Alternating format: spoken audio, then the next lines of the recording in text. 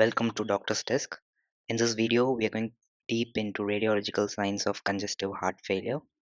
So let's just imagine like a 58-year-old man came to emergency department with progressive dyspnea, and he's having chronic hypertension and diabetes.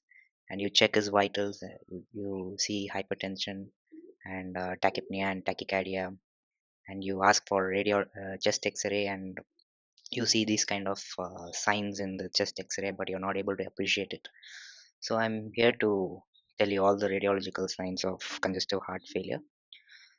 So before going into it, what is congestive heart failure is? So it is a condition in which the heart is unable to pump blood forward efficiently because the left ventricle cannot handle the incoming volume, and the pressure increases in the left atrium, then backs up into the pulmonary veins and the pulmonary capillaries, and eventually into the lung interstitium and alveoli.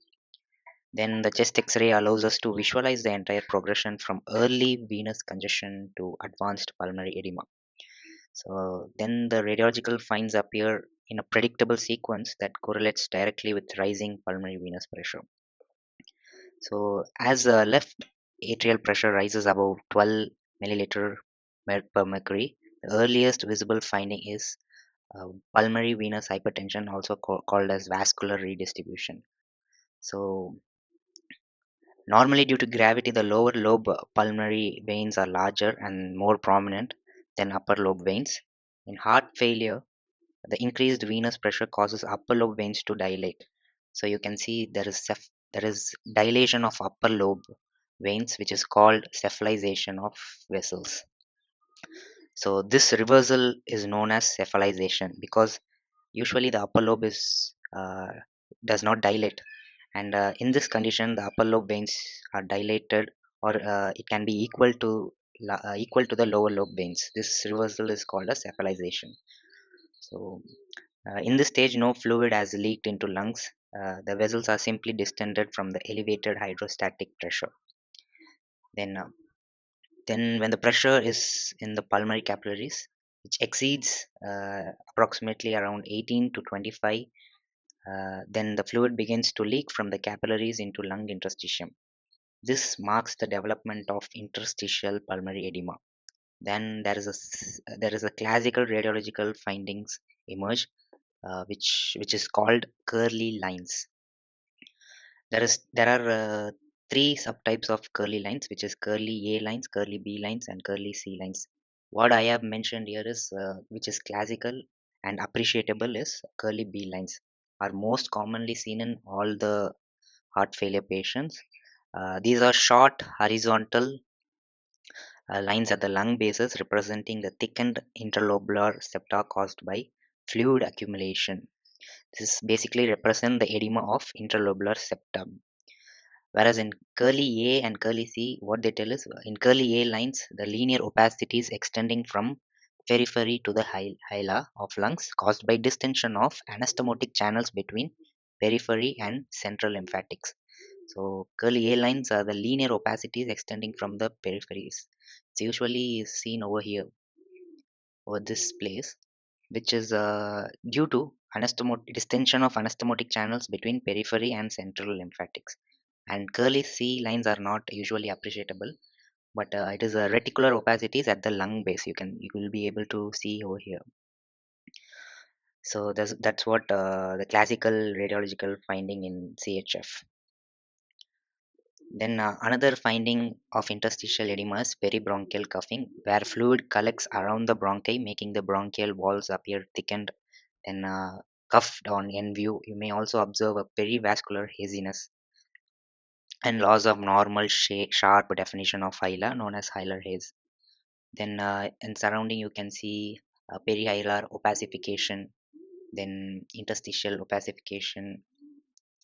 At this stage, the lungs look heavier and more congested, but alveoli still contain the air. It's not yet leaked.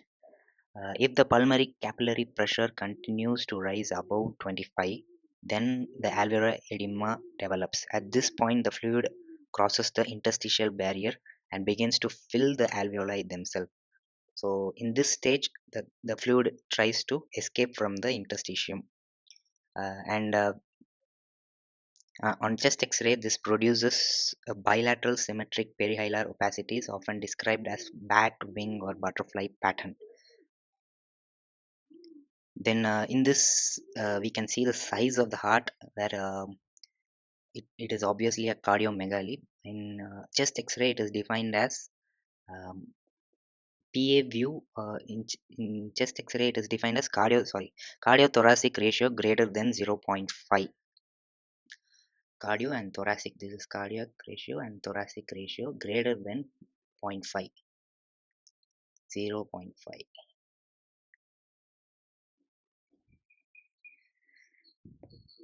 It is commonly seen in chronic congestive heart failure. It is usually reflects long-standing volume overload or pressure overload of the left ventricle. So it is important to note that the AP films, this is actually PA film, in AP films such as portable X-rays taken in the ICU can falsely magnify the heart size. So you cannot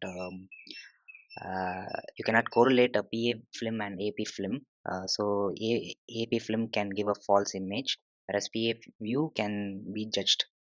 Although cardiomegaly is not required to diagnose acute heart failure, its presence adds more important context.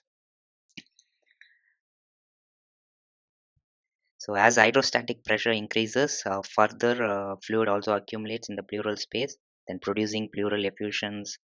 So the disease progresses continuously and gives a vast fluid accumulation in the chest.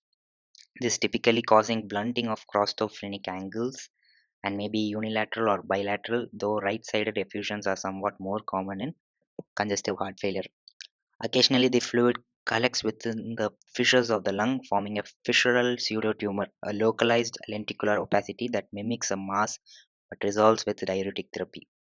So basically, the physicians will be confused with tumor and the fluid getting collected within the fissures of the lung.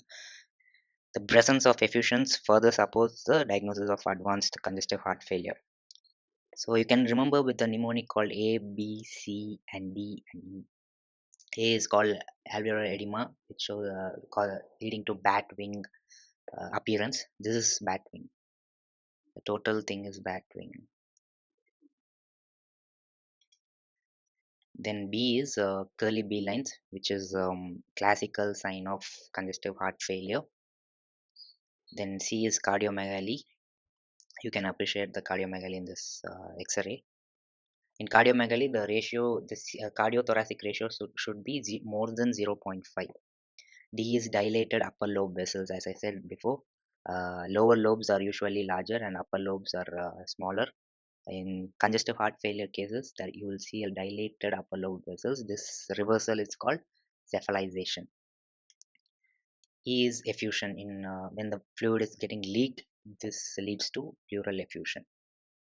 So putting it all together, cephalization of pulmonary vessels at the pressure of 12 to 18 milliliter per mercury. Then curly lines starts within 18 to 25 milliliter per mercury. Then bat wing opacities, cardiomegaly, pleural effusion exceeds when the pressure is more than 25 milliliter per mercury. These findings represent a continuum that mirrors the physiological progression of heart failure. There are some conditions can mimic some of these features but lack the full patterns like ARDS. Acute respiratory distress syndrome can produce bilateral airspace or opacities, but in ARDS, cardiomegaly is absent, which is a complete pleural pathology, and pleural effusions are usually minimal in ARDS. Second, pneumonia typically presents with focal or asymmetric consolidation rather than symmetric perihilar opacities. Third, lymphangitic carcinomatosis can produce septal thickening and curly lines, but tends to be a chronic nodular and asymmetric. Fourth, a renal failure with volume overload can produce similar edema patterns, but the underlying context and the cardiac findings can help distinguish it. So, coming to the end of it, so now I hope you are able to recognize the radiological stages and radiological signs of congestive heart failure. So, I hope I have made it more clear with the chest X-ray, and thank you.